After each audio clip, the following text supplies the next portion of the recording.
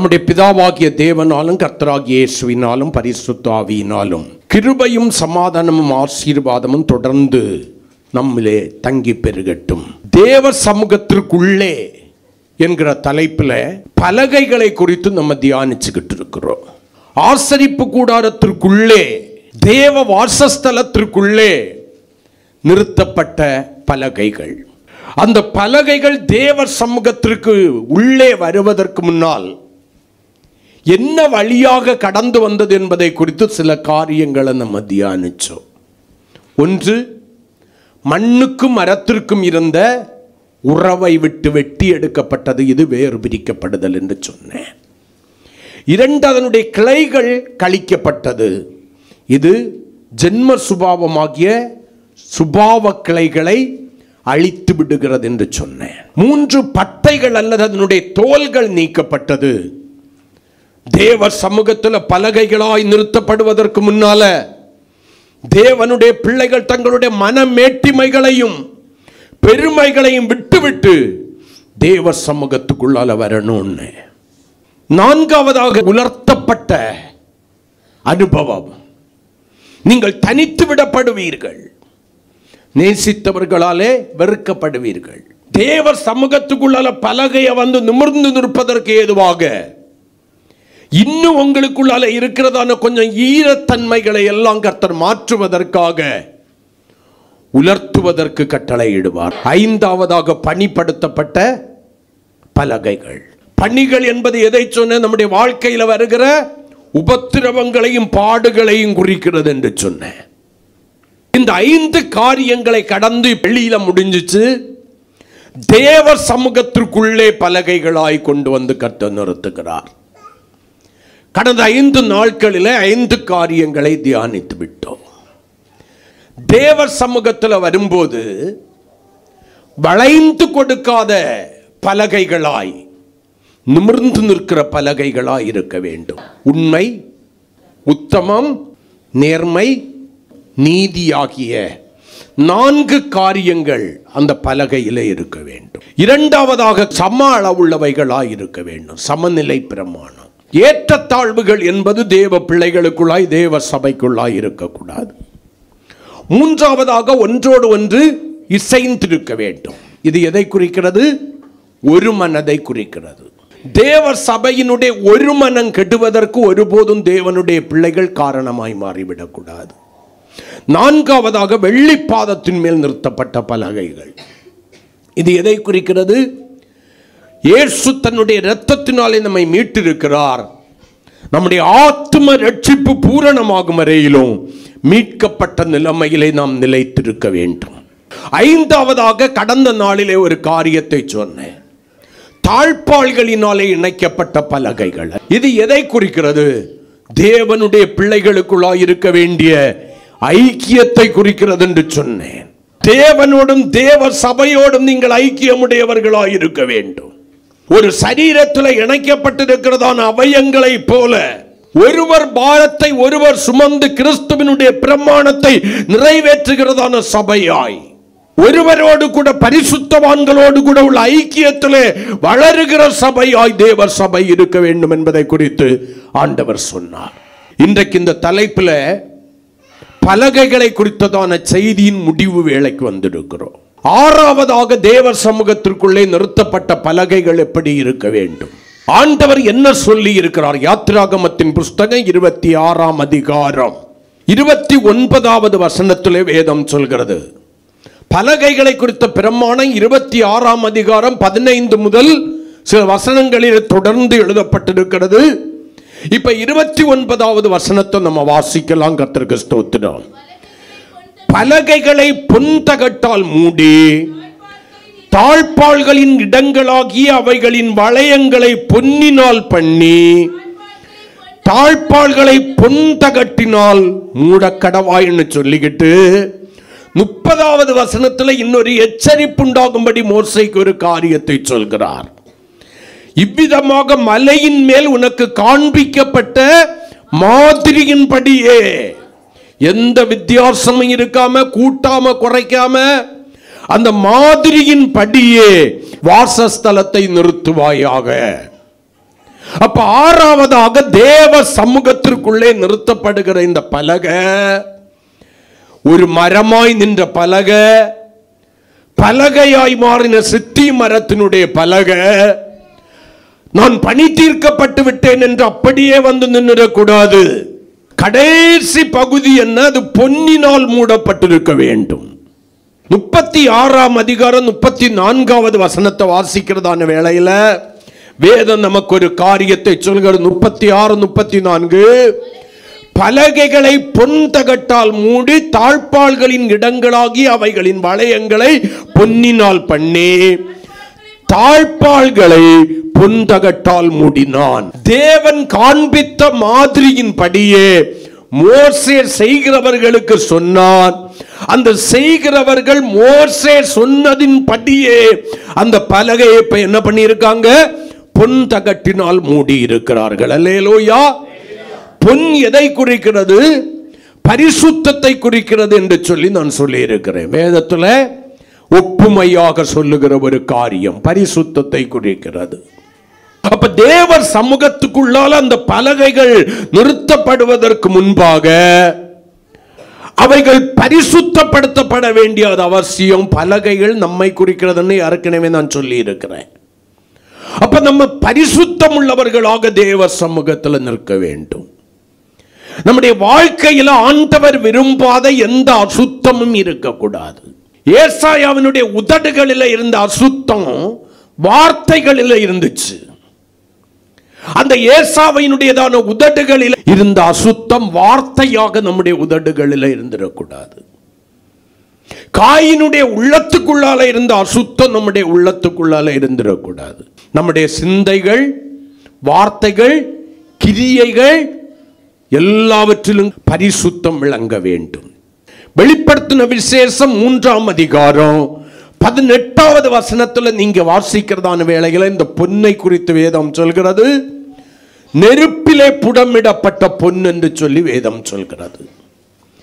ஏன் பொன்னை நெருப்பில புடமிடுகிறார்கள்? அது சுத்த பொன்னாய் மாறும்படி, அதுல இருக்கிறதான களிம்பு என்கிறதான அரிசிகள் மாறும்படி, அதை நெருப்பிலே புடமிட புடமிட புடமிட புடமிட அதில் இருக்கிறதான அசுசிகள் எல்லாம் மாறி, களிம்புகள் எல்லாம் மாறி, தட்டானாலே நல்ல உடைமை பிறக்கும்படியாக அது என்ன பண்ணுகிறது?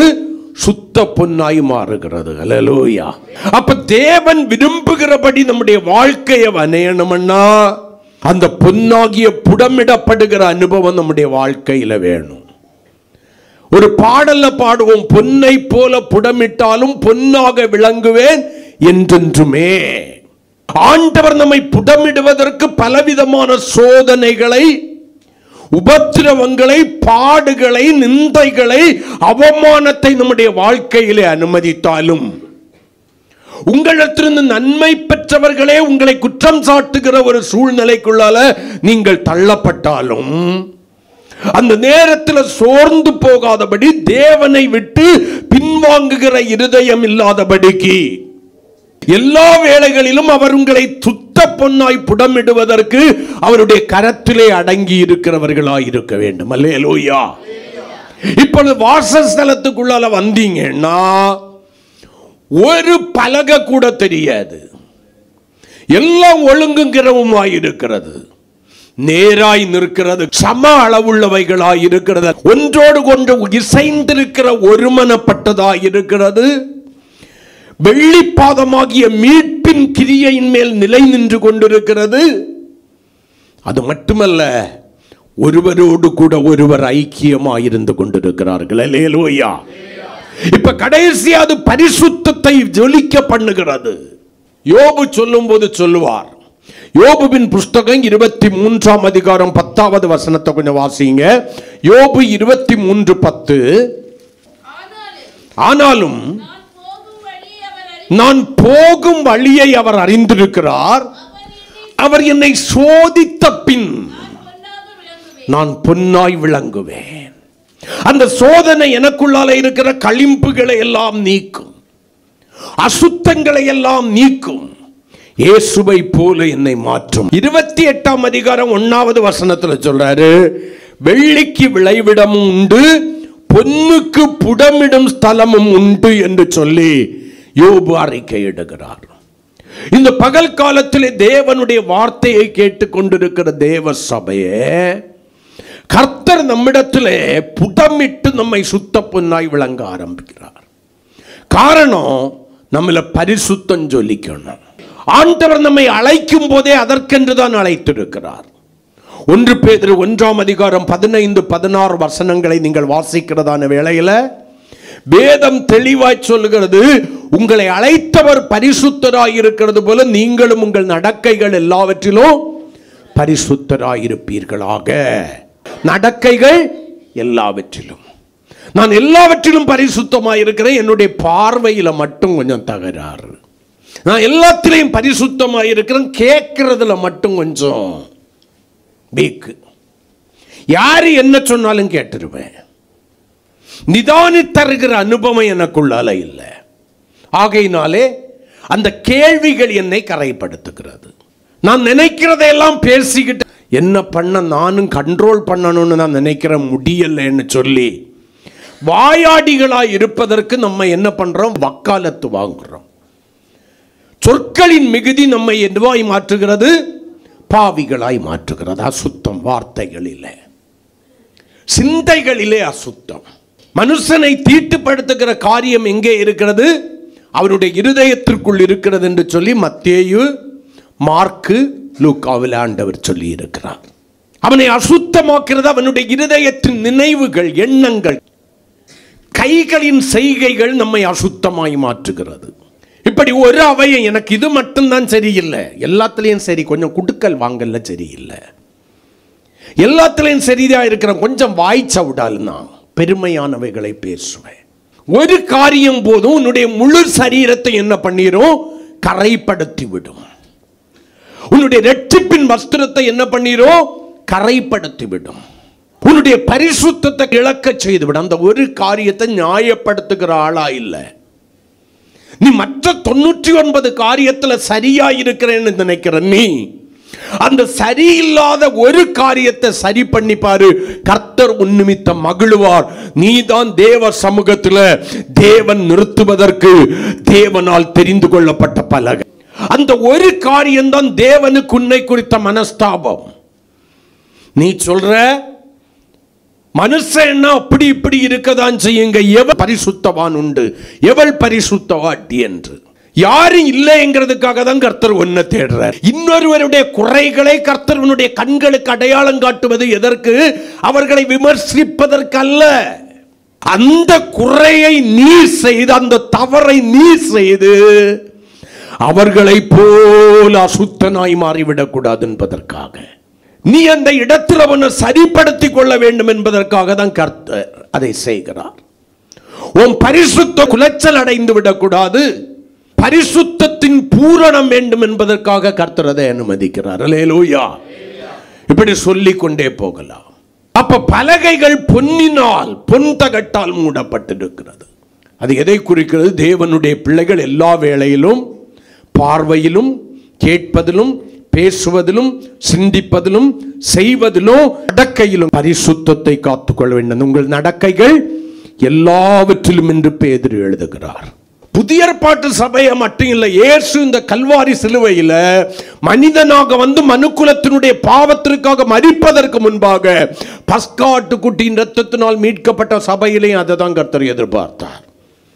லேவியராகமம் 20ஆம் அதிகாரம் 26வது வசனத்தில் நீங்கள் வாசிக்கிறதான வேளையில், கர்த்தராகிய நான் பரிசுத்தராய் இருக்கிறது போல நீங்களும் எனக்கேற்ற உனக்கேற்ற பரிசுத்தமாய் இருப்பதற்கல்ல,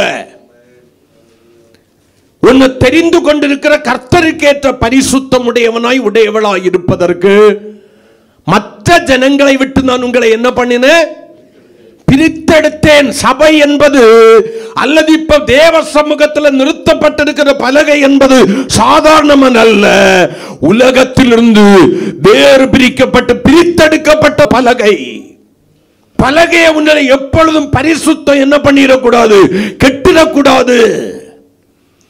பரிசுத்தம் நாளுக்கு நாள் என்ன பண்ணணும்? பெருகி கொண்டிருக்கணும். நீ சொல்லுகிற ஒரு பொய்யா இருக்கும், உன்னுடைய முழு சரீரத்தையும் தீட்டுப்படுத்துகிறது. இதை நம்ம சொல்லிக்கொண்டே போகலாம். 2 கொரிந்தியருக்கு எழுதின நிருபம் 6ஆம் அதிகாரம் 17-18 வசனங்களை வாசிக்கிறதான வேளையில வேதம் நமக்கு சொல்லுகிறது, ஆனபடியால் நீங்கள் அவர்கள் நடுவிலிருந்து, எவர்கள் நடுவிலிருந்து? உங்களை தீட்டுப்படுத்துவதற்கு காரணமாயிருக்கிற, நீங்கள் அசுத்தம் அடைவதற்கு காரணமாயிருக்கிற, பரிசுத்தத்தை இழப்பதற்கு காரணமாயிருக்கிறவர்கள் நடுவிலிருந்து புறப்பட்டு பிரிந்து போய் அசுத்தமானதை தொடாதிருங்கள் என்று கர்த்தர் சொல்லுகிறார். பிரிந்து போய் உன்னுடைய பரிசுத்தம் கெடுவதற்கு இவர்கள் தான் காரணம், இந்த காரியம் தான் காரணம், இந்த தொழில் தான் காரணம்னு நினைச்சேன்னா அவைகளை துச்சமாக விட்டு பிரிந்து போக வேண்டும். அவைகளை நீ நஷ்டம் என்று எண்ண வேண்டுமே தவிர மாறாக அவனுடைய பரிசுத்தத்தை என்ன பண்ணிடக்கூடாது, இழந்துகிட்டு ஆண்டவரே என்னை மன்னியும் மன்னியும்னு கேட்கறதுல ஒரு பிரயோஜனமும் இல்லை. அடுத்த வசனம் சொல்லுது, அப்பொழுது நான் உங்களை ஏற்றுக்கொண்டு உங்களுக்கு பிதாவாயிருப்பேன். எப்ப? உங்களை அசுத்தப்படுத்துகிற காரியங்களை விட்டு நீங்கள் பிரிந்து போன பின்பு, அந்த அசுத்தங்களுக்கு விலக்கி உங்களுடைய பரிசுத்தம் காக்கும்படிக்கு நீங்கள் உங்களுடைய வாழ்க்கையை அர்ப்பணித்த பின்பு, பரிசுத்தம் என்பதை வாயின் வார்த்தையினால் அல்ல, உங்களுடைய இருதயத்தின் நினைவுகளாய் செவ்வையான கிரியைகளாய் நீங்கள் மாற்றுகிறதான வேளையில உங்களை ஏற்றுக்கொண்டு உங்களுக்கு பிதாவாயிருப்பேன், நீங்கள் எனக்கு குமாரரும் குமாரத்திகளுமாயிருப்பீர்கள் என்று சர்வ வல்லமையுள்ள கர்த்தர் சொல்லுகிறார் என்று சொல்லி வேதம் சொல்லுகிறது.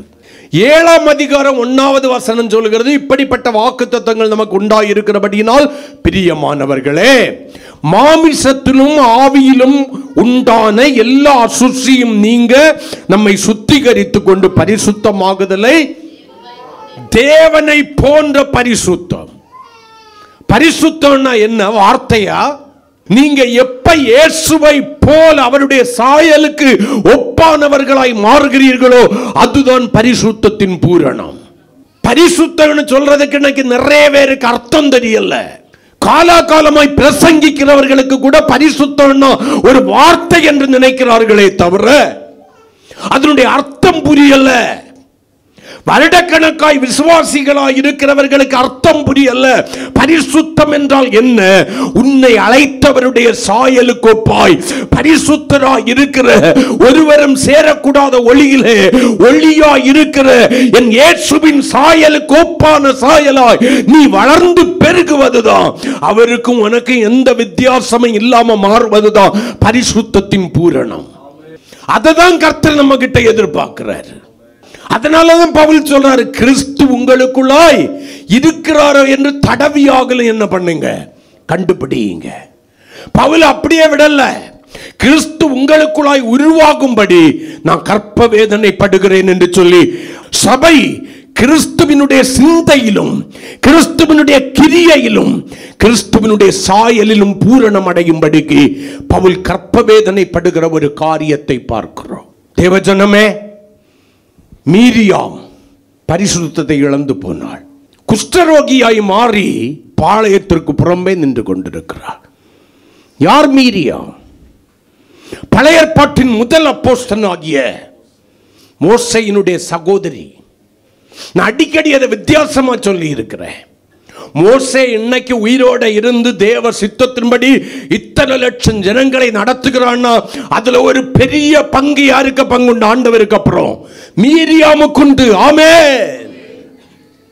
பார்வோனுடைய குமாரத்தின் இடத்துல பரிந்து பேசினது யாரு? இந்த மீரியாம். இவள் சாதாரணமானவள் அல்ல, தீர்க்கதரிசி. அந்த பாளையத்திற்குள்ளே இருக்கும்போது வாயின் வார்த்தையினாலே பரிசுத்தத்தை இழந்து போனால் குஷ்டரோகியாய் மாறிவிட்டாள். பாளையமாகிய சபைக்குள்ளாய் இருக்க வேண்டிய மீரியம் இப்பொழுது பாளையத்திற்கு புறம்பே நிற்கிறாள். தேவஜனங்களோடு கூட ஒருமனப்பட முடியவில்லை, ஐக்கியப்பட முடியவில்லை, தேவ ஊழியக்காரனோடு கூட தொடர்பு இல்லை. பரிசுத்தமின்மை தேவனுடைய பார்வையிலிருந்து ஆதாமையும் ஏவாளையும் ஒளிந்து கொள்ள வைத்ததை போல நம்மை அநேக வேளையிலே ஒளிந்து கொள்ள வைக்கிறது. நீங்க அப்படி இருக்கிறவர்களாய் இருக்க முடியாது. ஏன்னா நீங்க தேவ சமூகத்திலே பலகைகளாய் நிறுத்தப்பட்டிருக்கிறீர்கள். நீங்க அங்க போய் ஒளிந்திருக்க முடியாது. அங்கே நிறுத்தப்பட்டிருக்கிற பலகைகளுக்கு எண்ணிக்கை உண்டு.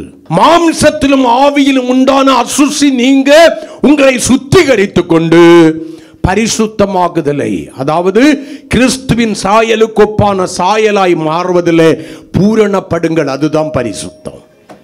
அதுதான் பரிசுத்தத்தினுடைய நிறைவு. அவர்கள் மட்டும்தான் கிறிஸ்துவுக்குள் மரிப்பார்கள், முதலாம் உயிர்த்தெழுதலுக்கு பங்காளிகளாய் மாறுவார்கள். அவர்கள் மட்டும்தான் உயிரோட கூட இருந்தாங்கன்னா நொடிப்பொழுதிலே மறுரூபமாவார்கள். அல்லேலூயா. அனுபவம் முதலாம் உயிர்த்தெழுதலுக்கு என்ன பண்ணாது?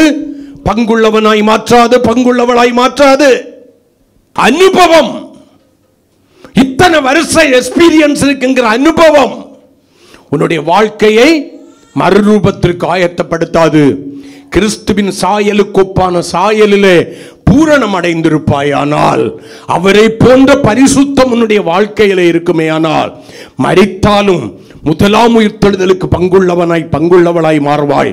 பிழைத்திருந்தாயானால் நொடிப்பொழுதிலே மறுரூபமாகி இயேசுவோடு கூட சொல்லுவாய். கரங்களை கொட்டி கர்த்தரை மகிமைப்படுத்துவோம். சபையை குறிச்ச ஒரு பெரிய பாரம் அப்போஸ்தலனாகிய பவுலுக்கு இருந்துச்சு. அந்த பவுல் சபை எப்படி இருக்க வேண்டும் என்று தேவ வெளிப்பாடை பெற்று சபைக்கு சொல்கிறார். 1 தெசலோனிக்கேயர் 5ஆம் அதிகாரம் 23வது வசனத்தை கொஞ்சம் வாசிங்க. பவுல் இப்ப என்ன சொல்றாருன்னு பாருங்க. சமாதானத்தின் தேவன் தாமே உங்களை முற்றிலும் பரிசுத்தமாக்குவராக. நீங்கள் அவருடைய சாயலுக்கு ஒப்பான சாயலாய் மாறும் வரையிலும், பரிசுத்தம் என்கிற தேவ சாயலிலே நீங்கள் பூரணம் அடையும் வரையிலும் உங்களை என்ன பண்ணுவாராக? பரிசுத்தமாக்குவாராக. உங்கள் ஆவி, ஆத்துமா, சரீரம் முழுவதும். ப்ளீஸ் அண்டர்ஸ்டாண்ட், 3 காரியங்கள் இங்கே எழுதப்பட்டிருக்கிறது. உங்க ஆவி, உங்க ஆத்துமா, உங்க சரீரம் முழுவதும், எல்லா பகுதிகளும் எப்படி இருக்கணுமா?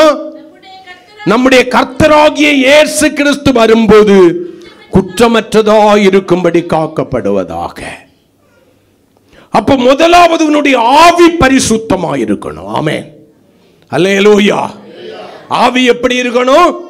பரிசுத்தமாய் இருக்கணும். 3 காரியங்கள் அங்கே இருக்கிறது. நம்முடைய ஆண்டவராகிய இயேசு கிறிஸ்து வருகிறதான வேளையில உன்னுடைய ஆவி, ஆத்துமா, சரீரம் குற்றமற்றதா இருக்கணும்னா, தேவ சமூகத்திலே பலகையாய் நிறுத்தப்பட்டிருக்கிற நீ பரிசுத்தத்தில் பூரணம் அடைய வேண்டும், அல்லது தேவ சாயலிலே பூரணம் அடைய வேண்டும். அப்ப முதலாவது உன்னுடைய ஆவி பூரணம் அடையணும். உன்னுடைய ஆவி பரிசுத்தம் உள்ளதாய், தீட்டு நீங்கினதாய் மாறணும். என் சரீரத்தை நான் பரிசுத்தமா காத்துக்கிட்டு வெளிப்புறத்துக்கு விலை உயர்ந்ததான சோப்பை எல்லாம் வாங்கி தேய்ச்சு, நல்ல குளியல் போட்டு நல்ல தேய் தேய் தேய்ன்னு தேய்ச்சு அழுக்கே இல்லாதபடிக்கு சுத்திகரிச்சுட்டு என் ஆவியில் அசுத்தம் இருக்குமே ஆனால் நான் இன்னும் பரிசுத்தத்திலே பூரணம் அடையவில்லை. பரிசுத்தம் என்பது வெளித்தோற்றம் அல்ல, அது உள்ளான மனிதனிலே ஏற்படுகிற மாற்றம், மகிமையின் நிறைவு. கரங்களை கொட்டி கர்த்தரை மகிமைப்படுத்துவோம். ஹல்லேலூயா, ஹல்லேலூயா. மாற்றம் அல்லது மகிமையின் நிறைவு என்று வேதம் நமக்கு கட்டாய் கொடுக்கிறது.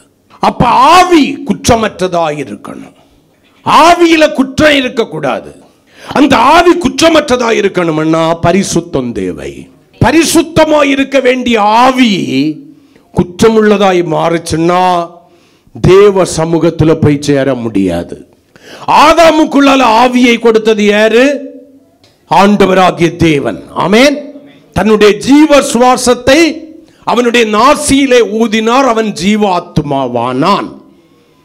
ஆத்துமா இருக்கிறது, ஆத்துமாவில் என்ன இல்லை? ஜீவன் இல்லை. ஆண்டவருடைய ஜீவ சுவாசம் அவனுக்கு எதை கொடுத்தது? ஆத்துமாவை, உயிரை கொடுத்தது. அப்ப ஆவி யாருக்குள்ளது? ஆவி யாருக்குள்ளது? பாவி, கர்த்தருடைய ஆவி. ஆமென். நீ என்னென்னமோ நினைச்சுக்கிட்டு இருக்க, நான் அப்படி கிழிச்சிருவேன் இப்படி கிழிச்சிருவேன், ஒன்னும் கிழிக்க முடியாது. பலூன்ல இருக்கிற காற்றை கொஞ்சம் பிடுங்கி விட்டாச்சன்னா பலூன் எப்படி மாறி விடுறதோ அதே போல உனக்குள்ளால இருக்கிற காற்றை கொஞ்சம் ஓபன் பண்ணி விட்டுட்டாரன்னா எல்லாம் முடிந்தது, எல்லாம் முடிந்தது. இன்னொரு ஆவி உண்டு. இன்னைக்கு சபைக்கு கொடுக்கப்பட்ட ஒரு ஆவி பரிசுத்த ஆவி. அல்லேலூயா. அவரை நீங்க என்ன பண்ணக்கூடாதா? மீட்கப்படும் நாளுக்கு என்று முத்திரையாக பெற்ற பரிசுத்த ஆவியை துக்கப்படுத்தாதிருங்கள். உங்களுக்குள்ள கசப்பான வேர் முளைத்து எழும்புகிறதான வேளையில ஆவி என்ன பண்ணுகிறது? துக்கம் அடைகிறது, அது தீட்டுப்பட்டு போகிறது, அது தன்னுடைய பரிசுத்தத்தை இழக்க ஆரம்பிக்கிறது. பரிசுத்த ஆவியானவர் உங்களை விட்டு வெளியேறி விடுவார். நீங்க தாயின் கருவிலிருந்து வெளிப்படும் போது பெற்ற ஆவியை வச்சுக்கிட்டு பரலோகத்துக்கு போக முடியாது. நீங்கள் மனம் திரும்பி குழந்தைகளை போல் ஆகும் போது தேவன் உங்களுக்கு பரிசுத்த ஆவியை கொடுக்கிறாரு. அந்த ஆவியானவர் தான் பரிசுத்தத்திலே உங்களை பூரணப்படுத்தி தீட்டற்றவர்களாய் குற்றமற்றவர்களாய் உங்களுடைய ஆவி ஆத்துமா சரீரம் குற்றமற்றதாய் மாற்றி பரிசுத்தத்தின் பூரணத்தை தந்து தேவ சமூகத்திலே உங்களை கொண்டு வந்து மறுரூபமாய் நிறுத்துகிறார். கரங்களை கொட்டி கர்த்தரை மகிமைப்படுத்துவோம். பிரசங்கியின் புஸ்தகம் 12ஆம் அதிகாரம் 7வது வசனத்தை நீங்க வாசிச்சு பார்த்தீங்கன்னா ஒரு காரியம் அங்கே எழுதப்பட்டிருக்கிறது. பிரசங்கியின் புஸ்தகம் 12ஆம் அதிகாரம் 7வது வசனம், விதமாய் மண்ணானது தான் முன்னிருந்த பூமிக்கு திரும்பி ஆவி தன்னை தந்த தேவனிடத்திற்கு மறுபடியும் போகாததற்கு முன்னும் அவரை உன் வாலிப பிராயத்திலே நினை. மண்ணானது தான் முன்னிருந்த பூமிக்கு திரும்பி, அதுக்கு நான் அப்புறமா வாரேன். ஆவி தன்னை தந்த தேவனிடத்திற்கு போகாததற்கு முன்னால நீ பாவியா மரித்தாலும் சரி, பரிசுத்தவானாய் மரணமாகிய நித்திரையை இந்த உலகத்தில் அடைஞ்சாலும் சரி, உன் ஆவி எங்க போனோம்? அதுக்கு சொந்தக்காரராகிய தேவனிடத்திற்கு போனோம். உங்க அப்பாவுக்கு ஆவி எல்லாம் உங்களுக்குள்ளால இருக்கிறது, உங்க அம்மாவுக்கு ஆவி எல்லாம் உங்களுக்குள்ளால இருக்கிறது, உங்களுக்குள்ளால இருக்கிறது தேவனுடைய ஆவி. உன்னை ஜீவாத்மாவாக்கின ஆவி. அந்த ஆவி உன் சரீரத்தை விட்டு ஆத்மாவை விட்டு பிரிந்த உடனே அது சொந்தக்காரராகிய தேவனிடத்திற்கு போகும். அது குற்றமற்றதாய் போகும்னா நீ யாரா இருப்ப? பரலோகத்திற்கு அல்லது நித்திய ஜீவனுக்கு பங்காளியா மாறுவ. குற்றமுள்ளதாய் நீ அந்த ஆவியை விட்டேன்னா நீ நித்திய நரகத்திற்கும் நியாய தீர்ப்புக்கும் பங்காளியாய் மாறுவ. நீ யாரா இந்த உலகத்தின் ஓட்டத்தை முடிக்க நினைக்கிறேங்கிறது தான் முக்கியமான கேள்வி. பலகையே, உன்னுடைய வாழ்க்கையில நீ பரிசுத்தத்தை ஒருபோதும் இழந்துடக்கூடாது. உன்னுடைய ஆவி குற்றப்படக்கூடாது. ஆவியை கொடுத்த தேவனை நீ துக்கப்படுத்தக்கூடாது. உன்னை கிறிஸ்துவின் சாயலுக்கு ஒப்பான சாயலாய் மாற்றி பரிசுத்தத்திலே பூரணமடைய செய்கிற என் ஆண்டவருடைய பரிசுத்த ஆவியை துக்கப்படுத்தக்கூடாது. குற்றமற்றதாய் இருக்க வேண்டிய நம்முடைய ஆவி இன்னைக்கு குற்றமானதாய் மாறி போகிறது. கசப்பான வேர் நமக்குள்ளால இருந்து எழும்புகிறது. வைராக்கியங்கள் நமக்குள்ளால எழும்புகிறது. நீங்களும் தீட்டுப்பட்டு அநேகமரை தீட்டுப்படுத்துகிறவர்களாய் நீங்கள் மாறி போகிறீர்கள். வேதம் சொல்கிறது, ஏதோ ஒரு கசப்பான வேர் உங்களுக்குள்ளாய் இருந்து முளைத்தெழும்பி அநேகமேர் தீட்டுப்படாத படிக்கும் என்று சொல்லி வேதம் சொல்கிறது. ஒரு மனிதனுக்குள்ளால ஒரு மனுஷிக்குள்ளால எழும்புகிற கசப்பான வேர் அநேகமருடைய பரிசுத்தத்தை இழக்க செய்கிறது. வேதம் சொல்கிறது, இந்த சிறியரில் ஒருவனுக்கு இடரல் உண்டாக்குகிறவன் எவனோ அவனுடைய கழுத்துல எந்திர கல்லை கட்டி சமுத்திரத்தின் அடி ஆழத்தில், ஏன் சும்மா தூக்கி போடுன்னு சொல்ல வேண்டியதானே, மேலே வந்துடுவேன். கல்லை கட்ட வேண்டிய முறைப்படி கட்டி சமுத்திரத்தில் உள்ளால தள்ளியாச்சன்னா நீ நினைச்சாலும் மேலே வர முடியாது. தயவாய் கவனிக்க. என் நிமித்தம் மற்றவர்கள் தீட்டுப்படக்கூடாது. என் நிமித்தம் என் குடும்பத்தார் தீட்டுப்படக்கூடாது. என் நிமித்தம் என்னுடைய சபையார் தீட்டுப்படக்கூடாது. என்னுடைய ஆவி எப்பொழுதும் கபடமற்றதாய் உண்மை உள்ளதாய் இருக்க வேண்டும். கரங்களை கொட்டி ஆவியை நிறுத்தி பார்க்கிற தேவன், ஆவியை நிறுத்தி பார்க்கிற தேவன் என்பதை நீ மறந்துடக்கூடாது. ஒரு நாள் தேவ சமூகத்தில் அது போய் தான் ஆகணும். அந்த ஆவி தேவ சமூகத்தில் போகும்போது எங்கே அது தள்ளப்படுகிறதுங்கிறது முக்கியம். இந்த உலகத்தில் நீ கொடுக்கப்பட்ட கிருபையின் நாட்களில் உன்னுடைய ஆவி கபடம் இல்லாம பார்த்துக்கொள்ளணும். சங்கீதம் 32:2 நீங்க வாசிச்சீங்கன்னா சங்கீதக்காரன் ஒரு உண்மையை சொல்லுவான், ஆவியில என்ன இருக்குன்னு. எவனுடைய அக்கிரமத்தை கர்த்தர் எண்ணாதிருக்கிறாரோ, எவனுடையதான ஆவியில் கபடம் இல்லாதிருக்கிறதோ அவன் பாக்கியவான். ஆவியில கபடம், கபடம் என்பதற்கு இரண்டு அர்த்தத்தை நான் சொல்றேன். ஒன்று, உன்னுடைய ஆவி சுத்தம் இல்லாத எண்ணம் உடையதா இருக்கிறது. இன்னொன்று, உன்னுடைய ஆவி உண்மையற்றதா இருக்கிறது. கபடம்னா என்னது? உண்மையின்மை, கள்ளத்தனம், மாய்மாலம். அதை எப்படி வேணும்னாலும் எடுத்துக்கலாம். அப்சலோமை போல இருக்கிறோம், பெரிய அன்புள்ளவர்களை போல நம்ம பார்க்கிறோம், அடையாளம் காட்டிக் கொள்கிறோம். நம்முடைய ஆவியில என்ன இருக்கிறது? கபடம் இருக்கிறது. தகப்பனாகிய தாவீதை எப்படியாவது கீழே தள்ளிக்கிட்டு தான் யாரா மாறணும்?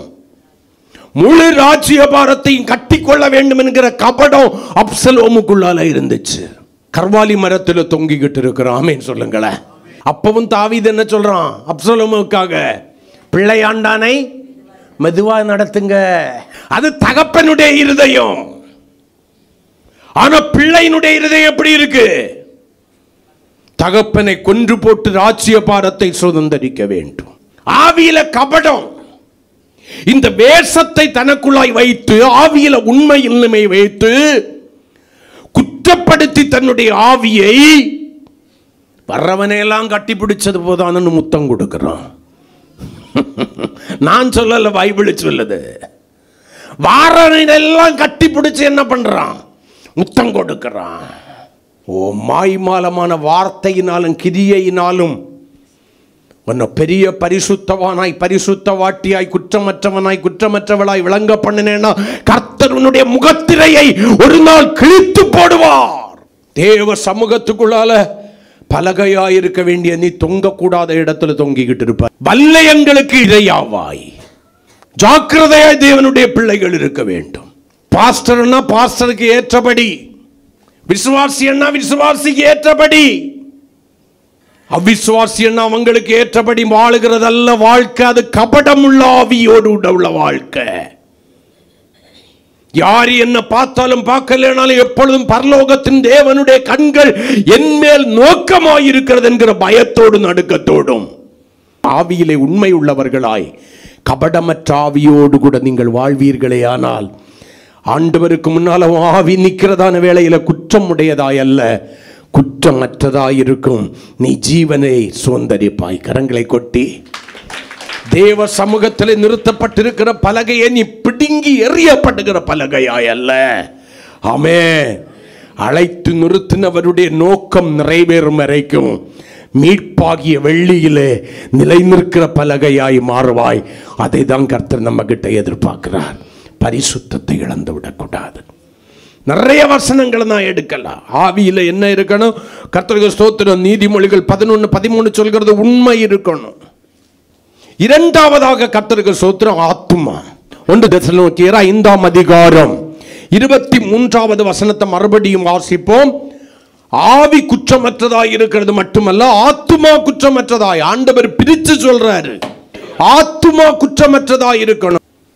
பரிசுத்தமாய் உன்னுடைய ஆத்துமா காத்து கொள்ளப்பட வேண்டும். உன்னுடைய ஆத்துமா ஒருபோதும் என்ன பண்ணக்கூடாது? தீட்டுப்படக்கூடாது. வாசிக்கலாம் அந்த வசனத்தை. சமாதானத்தின் தேவன் தாமே உங்களை முற்றிலும் பரிசுத்தமாக்குவாராக. உங்கள் ஆவி, ஆத்துமா, சரீரம் முழுவதும் நம்முடைய கர்த்தராகிய இயேசு கிறிஸ்து வரும்போது, உங்களை தேவ சமூகத்திலே பலகையாய் நிறுத்தினவர் வரும்போது குற்றமற்றதாயிருக்கும்படி காக்கப்படுவதாக. ஆத்துமா மிகவும் முக்கியம். ஆத்துமா எப்படிப்பட்டது? விலையேற பெற்றது என்று வேதம் சொல்கிறது. இன்னைக்கு சரீரத்திற்கு, அழிந்து போகிற சரீரத்துக்கு கொடுக்கிற முக்கியத்துவத்தை அழியாமையை சுதந்தரித்துக் கொள்கிற ஆத்மாவுக்கு கொடுக்கிறமானா இல்ல. சரீரத்தை பேணுவதற்கு, அழகை மெருகூட்டுவதற்கு, அழகை காத்துக்கொள்வதற்கு போராடுகிற, எடுக்கப்பட்ட இடத்துக்கு திரும்பி போகிற, அழிவுக்குரியதாயிருக்கிற சரீரத்துக்கு கொடுக்கிற முக்கியத்துவத்தை, சரீரம் புஷ்டி அடைவதற்கு நீங்கள் ஆகாரங்களை புசிப்பதில் ஆகட்டும், புரோட்டீனை தேடி தேடி சாப்பிட்றதில் ஆகட்டும், சத்துள்ள ஆகாரங்களை தேடி தேடி தேடி தேடி கண்டுபிடிச்சு சாப்பிட்றதில் ஆகட்டும், அழகுபடுத்துவதற்கு அழகு சாதனங்களை இல்லைன்னாலும் கொள்ளை போட்டாவது வாங்கி அழகுபடுத்துவதாகட்டும், யாராவது சொன்னா போதும் அந்த சோப்பு போட்டா வலிக்கும், உடனே அதை வாங்கு போடு. ஒரே நாளையில ஒரு சோப்பை முடிச்சாலும் பரவாயில்ல, வெளுத்திருக்கா இல்ல, கொடுத்தது தான். ஒன்ன கொஞ்சம் கருமண்ணில இருந்து உருவாக்குனதா இருக்கலாம், இன்னொன்னு வெள்ள மண்ணில இருந்து உருவாக்கி இருக்கலாம். உருவாக்குனவருக்கு மட்டும்தான் தெரியும் அது என்ன மண்ணுன்னு. இயற்கையை நீ என்ன பண்ண முடியாது, மாற்ற முடியாது. மாற்றணும்னு நினைச்சேன்னா நரி போய் தொட்டியில விழுந்த போது வேஷம் கலைஞ்சது போல கலைஞ்சிரும். நரி தான். எனக்கு ஸ்கின் அலர்ஜி, ஆத்மாவுக்குள்ளால பாவம் இருந்து ஆளுகை செய்த அலர்ஜி உண்டாக்கி கொண்டிருக்கிறது. நீ கருப்பா இருக்கிறியா? சத்தியமா சொல்றேன், வருத்தப்படாத. நான் கருப்பா இருந்தாலும் அழகாக இருக்கிறேன். அல்லேலூயா. நான் சொல்லல, வேதம் சொல்லுது. கருப்பா இருந்தாலும் அழகா இருக்கிறேன். உன் தாழ்வு மனப்பான்மையை விட்டுரு. உனக்கு அளவுக்கு எனக்கு கலர் இல்லை. யாருக்கு கூட, ஃப்ரெண்ட்ஸுக்கு கூட, சகோதரங்களுக்கு கூட ஒப்பிட்டு பார்த்துட்டு எனக்கு இல்லை, என்னங்களும் வாங்கி தேய். நான் மறுபடியும் சொல்கிறேன், நீ என்ன முட்டை போட்டாலும் பொரிக்கிறது தான் பொரிக்கும். ஒன்னாங்க மாறி விளைய போகிறதும் கிடையாது, முளைக்க போகிறதும் கிடையாது. இருக்கிறது எழுதுனது. ஆகாரத்தில் ஆகட்டும், அழகுபடுத்துவதில் ஆகட்டும், வஸ்திரத்தில் ஆகட்டும், அதற்கு கொடுக்கிறதான முக்கியத்துவத்தை அழியாமையை சுதந்திரிக்க போகிற ஆத்மாவுக்கு கொடு. ஆத்மா ஒரு நாள் பரலோகத்தின் தேவனுக்கு முன்பாக நிற்க வேண்டும். அன்னைக்கு குற்றமற்றதா இருக்க வேண்டும், பரிசுத்தத்தில் பூரணப்பட்ட ஆத்மாவா இருக்க வேண்டும். சங்கீதத்தின் புஸ்தகம் 16ஆம் சங்கீதம் 10வது வசனத்தை கொஞ்சம் வாசிங்க. என் ஆத்துமாவை பாதாளத்தில் விடீர், உம்முடைய பரிசுத்தவானுடைய அழிவை காண வெட்டீர். அல்லேலூயா, ஆமென். குற்றமற்றதாய் காக்கப்படுகிற ஆத்துமாவை பாதாளத்தில் விடவே மாட்டாரு. பரிசுத்தமாய் காத்துக்கொள்ளப்படுகிற ஆத்துமாவை எங்க விட மாட்டாரு? அழிவுக்கு ஒப்பு கொடுக்க மாட்டார். அது ஜீவனுக்குரியதா இருக்கும். ஆத்துமாவுக்கு எந்த முக்கியத்துவம் கொடுக்கிறீங்க? யோவான் 6:27 ஆண்டவர் சொன்னார், அழிந்து போகிற போஜனத்திற்காக அல்ல, நித்திய ஜீவன் வரைக்கும் நிலை நிற்கிற போஜனத்திற்காக கிரிய நடப்பீங்கள், அதை மனுஷகுமாரன் உங்களுக்கு தருவார், பிதாவாகிய தேவன் அவரை முத்திரித்திருக்கிறார் என்றார். நம்ம எதுக்கு முக்கியத்துவம் கொடுக்கிறோம்? நம்முடைய தேடுதல் என்ன? நம்முடைய பிரயாசம் என்ன? ஆத்மாவை காத்துக்கொள்வதற்கு எந்த அளவிற்கு போராடி கொண்டிருக்கிறோம்? ஐயா ஆத்மா என்கிறீங்களே, இந்த ஆத்மான்னா என்ன ஐயா? ஆத்மா என்ன? உன்னுடையதான மாம்ச சரீரம் அழியும் போது உன்னிலிருந்து வெளிப்படுகிற ஆவிக்குரிய சரீரத்தினுடைய பெயர் தான் ஆத்மா. கரங்களை கொட்டி. உனக்கறியாம சிலர் அதை மனசாட்சிங்கிற பேர்ல சொல்லுவாங்க. உனக்கறியாம உன்னை போல சாயலுடையதாக ஒன்று உனக்குள்ளாய் மறைந்து வாழ்ந்து கொண்டிருக்கிறது. அதுக்கு பேரு தான் ஆத்மா. கரங்களை கொட்டி.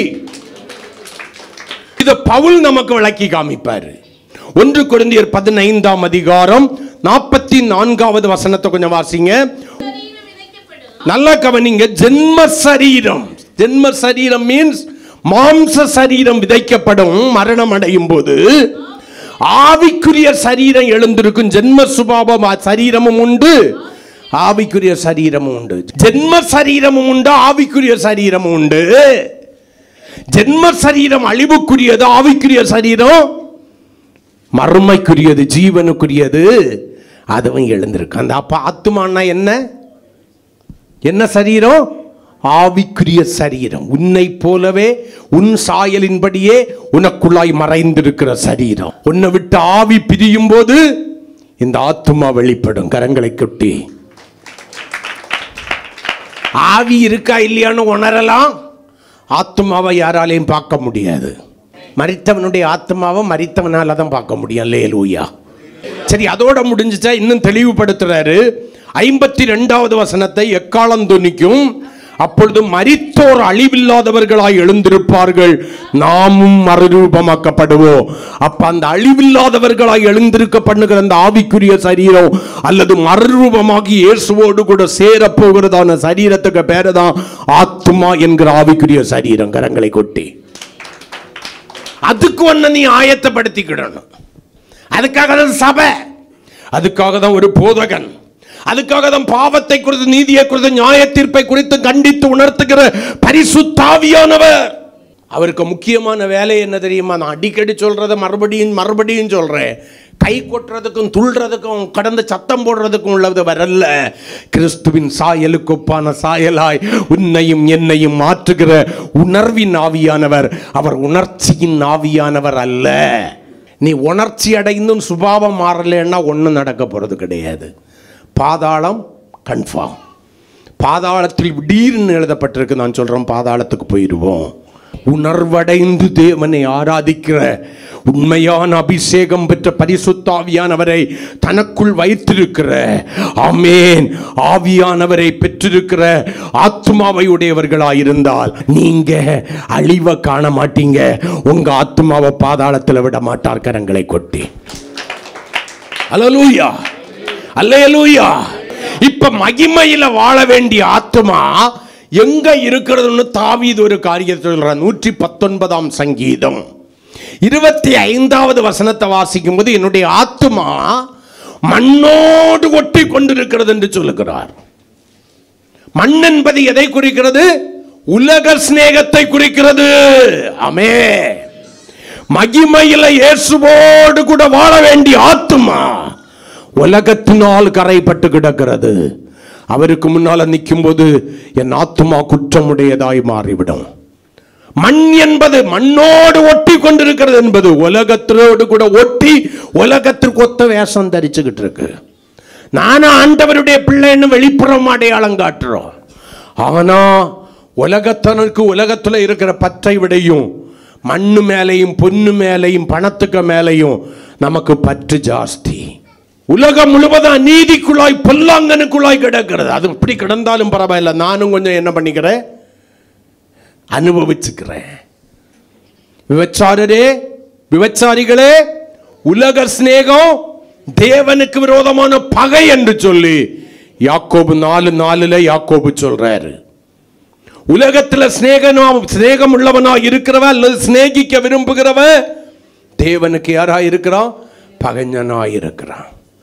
அவனுடைய ஆத்மா ஒரு நாள் வெளியேறி தேவனுக்கு முன்னால் நிற்கும் போது அது குற்றமுடையதாயிருக்கும். காரணம், அநீதியாகிய உலகத்தினாலே அது தன்னுடைய நீதியை இழந்து கரைப்பட்டு போய் கிடக்கும். அல்லேலூயா. ஆவியில கவடம், ஆத்மாவில் உலக சிநேகம். சபையை எங்கே பிரயாணப்பட்டு போய் கொண்டிருக்கிறாய்? சபையை பரிசுத்தத்தில் பூரணமடைய வேண்டிய நீ, தேவ சமூகத்திற்குள்ளே தேவனோடு கூட வாசம் பண்ண வேண்டிய நீ எங்கே பிரயாணப்பட்டு போய் கொண்டிருக்கிறாய்? உலகம் முன்னால் வெறுக்கப்பட்டிருக்கிறதா? உலகத்தின் ஆசாபாசங்கள் எல்லாம் அழிக்கப்பட்டிருக்கிறதா? நான் நிறைய வசனங்களை எடுக்கலாம் எங்கேயும். 1 யோவான் 2ஆம் அதிகாரம் 15 முதல் 17 வரையிலான வசனங்களை கொஞ்சம் வாசிங்க. நல்லா கவனிங்க. சபையை பார்த்தாக்க ஆண்டவர் சொல்றாரு, உலகத்திலும் உலகத்தில் உள்ளவைகளிலும் அன்பு கூறாதிருங்கள். ஒருவன் தேவ சமூகத்தில் பலகையாய் நிறுத்தப்பட்டிருக்கிற பொன் தகடினால் மூடப்பட்டிருக்கிற ஒருவன் தன் ஆத்துமாவை கெடுக்கிற உலகத்திலும் உலகத்தில் உள்ளவைகளிலும் அன்பு கூர்ந்தால் அவனிடத்தில் பிதாவின் அன்பு இல்லை. ஏனெனில் மாமிசத்தின் இச்சையும் கண்களின் இச்சையும் ஜீவனத்தின் பெருமையுமாகிய உலகத்தில் உள்ளவைகள் எல்லாம் பிதாவினால் உண்டானவைகள் அல்ல, அவைகள் உலகத்தினால் உண்டானவைகள் என்று சொல்லிட்டு 17வது வசனம், உலகமும் அதன் இச்சையும் ஒளிந்து போம், தேவனுடைய சித்தத்தின்படி செய்கிறவனோ என்றென்றைக்கு நிலைத்திருப்பாங்க. கரங்களை கொட்டி.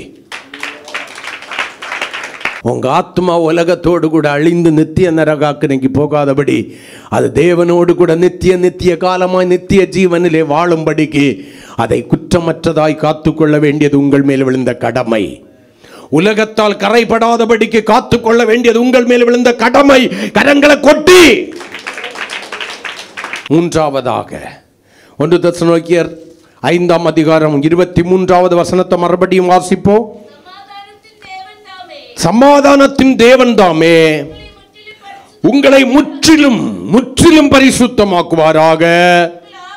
உங்கள் ஆவி, ஆத்மா, சரீரம் முழுவதும் நம்முடைய கர்த்தராகிய இயேசு கிறிஸ்து வருகிறதான வேளையில குற்றமற்றதாயிருப்பதாக அல்லது காக்கப்படுவதாக. அல்லேலூயா.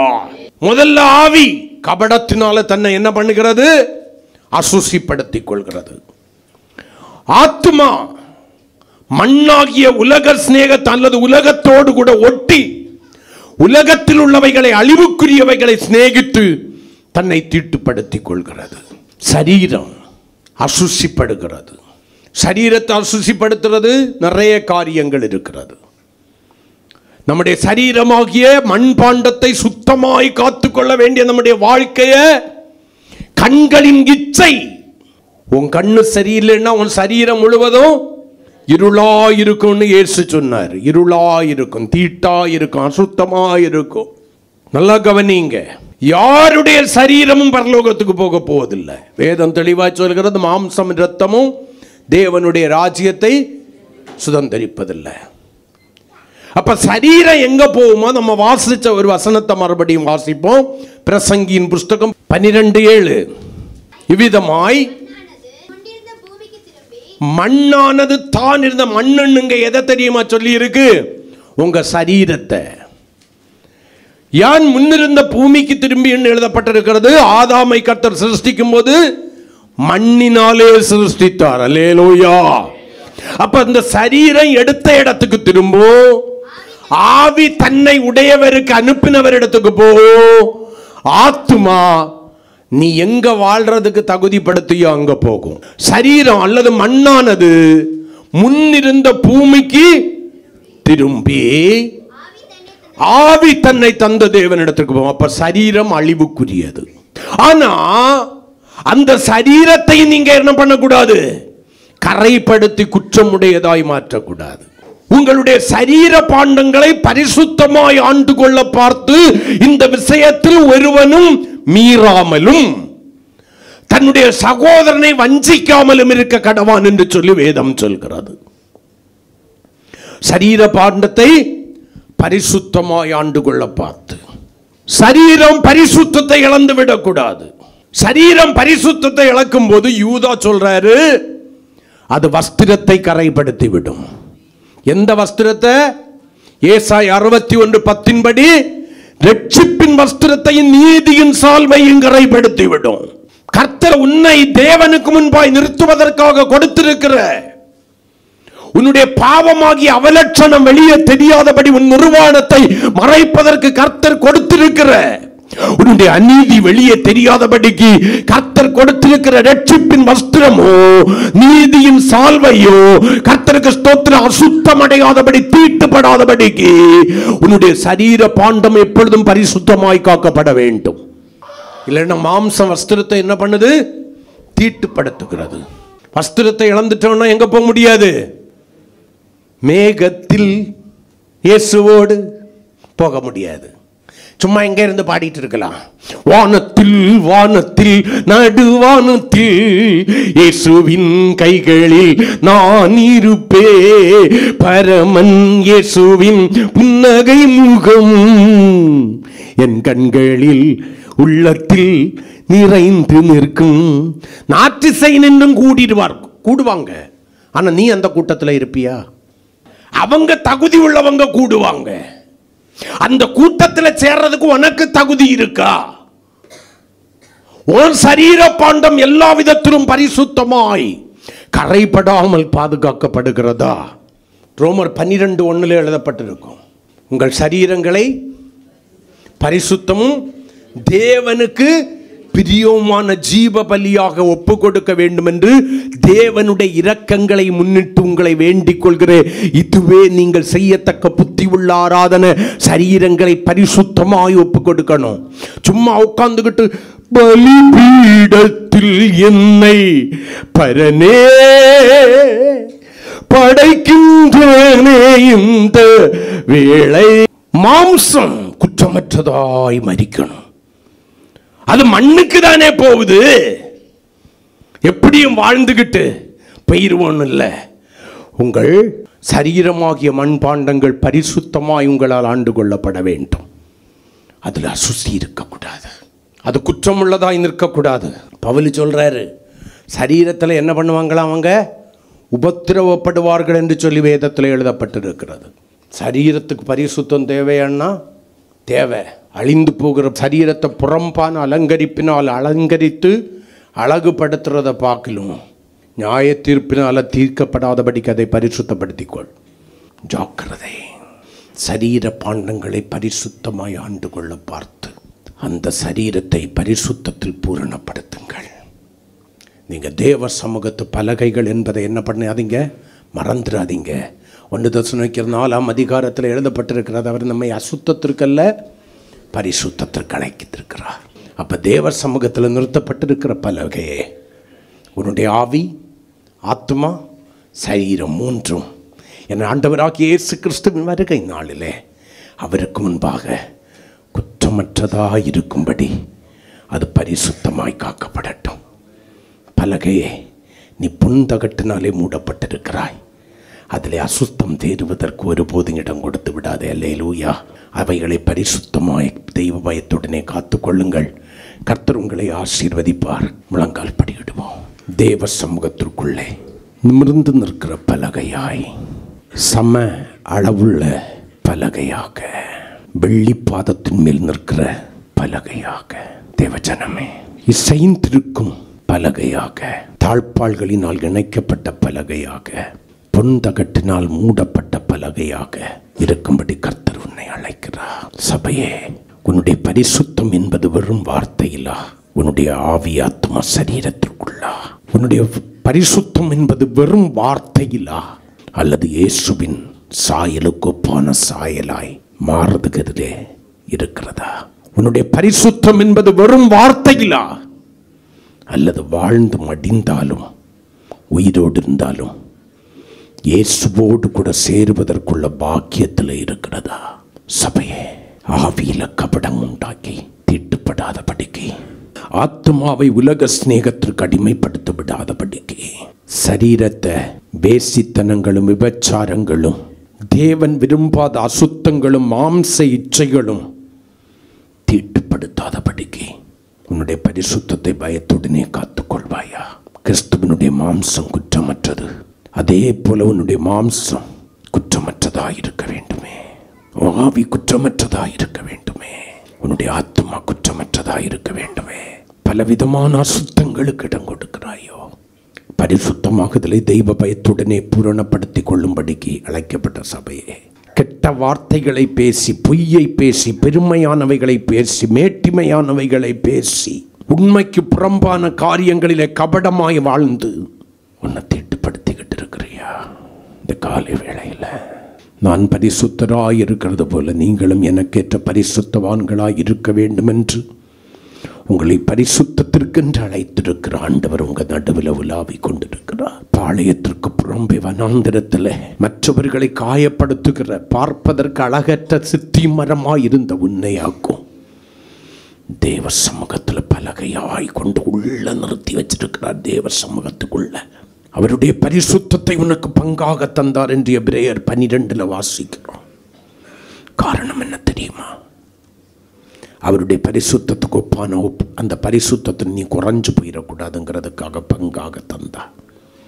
அவர் கேட்கிறார், என் வருகை வெகு சீக்கிரம் மகனே, மகளே, என் அன்பு மகனே, மகளே, என்னுடைய வருகை வெகு சீக்கிரம். எனக்கு முன்னப்பாக குற்றமற்றவனாய் நிற்பதற்கு, குற்றமற்றவளாய் நிற்பதற்கு தகுதி உள்ள சபையாய் நீ மாறிக்கொண்டிருக்கிறாயோ? பார்வையினாலும், கேள்வியினாலும், வார்த்தையினாலும், நினைவுகளினாலும், செய்கைகளினாலும், எண்ணங்களினாலும் உன்னை தீட்டுப்படுத்தாத பூரண கற்புள்ள கன்னிகையாய், கிறிஸ்து என்கிற மணவாளனுக்கு ஒப்பு கொடுக்கப்பட்ட சபையாய் மட்டுமல்ல, மணவாளனுக்கு முன்பாக நிற்பதற்கு தகுதி உள்ள சபையாய் உன்னுடைய வாழ்க்கையை காத்து கொண்டிருக்கிறியா? பலகையே, நீ புன்தகட்டால் மூடப்பட்டிருக்கிறாய். கினியிலே புடமிட்டு களிம்பு நீங்க நான் உன்னை சுத்த பொன்னாய் மாற்றி இருக்கிறேன். இனி நீ அசுத்தம் அடையாதபடிக்கு எச்சரிக்கையாயிரு என்று சொல்லுகிறார். கர்த்தருடைய கரங்களில் ஒப்பு கொடுத்து அவருடைய ஆளுகைக்கு நம்மை விட்டு கொடுத்து, ஆண்டவரே, என் பாவங்கள், அக்கிரமங்கள், மீறுதல்கள் எல்லாவற்றையும் மன்னியும். என் வாயின் வார்த்தைகளையும் இருதயத்தின் தியானத்தையும் மன்னியும். என் கண்களின் நிச்சயம் மன்னியும். என்னுடைய இருதயத்தின் மேட்டுமைகளையும் பெருமைகளையும் மன்னியும். ஆண்டவரே, எல்லாவற்றையும் மன்னித்து என்னை பரிசுத்தப்படுத்தும். இன்னைக்கு இந்த இடத்திலிருந்து போகும்போது என்னுடைய ஆவி, ஆத்மா, சரீரம் குற்றமற்றதாய் மாறணும். ஆண்டவரே, உமக்கு முன்பாக நிற்பதற்கு தகுதி உள்ளவனாய், தகுதி உள்ளவளாய் இந்த பகல் காலத்தில் நம்ம மாறட்டோன்னு சொல்லி ஆண்டவருடைய கரங்களில் தாழ்த்தி ஒப்பு கொடுத்து, உங்களுக்குள்ள எவைகள் தவறாய் தென்படுகிறது அவைகளை ஒத்துக்கொண்டு மனம் திரும்பி குணப்பட்டு விட்டு விலகி பரிசுத்தமானவைகளை நடப்பிக்கும்படி உங்களுடைய அவயங்களை நீதியின் ஆயுதங்களாக ஒப்பு கொடுங்கள் என்று பேதுரு சொல்றாரு. அப்படி நம்முடைய வாழ்க்கையை ஒப்பு கொடுத்து அழைத்த தேவனுக்கு முன்பாக பரிசுத்தத்தை காத்துக்கொண்டு அவருடைய சாயலிலே பூரணமடைந்து அங்கே அவருடனே இருக்க நம்மை ஆயத்தமாக்குவோம். கர்த்தர் நம்மை ஆசீர்வதிப்பார்.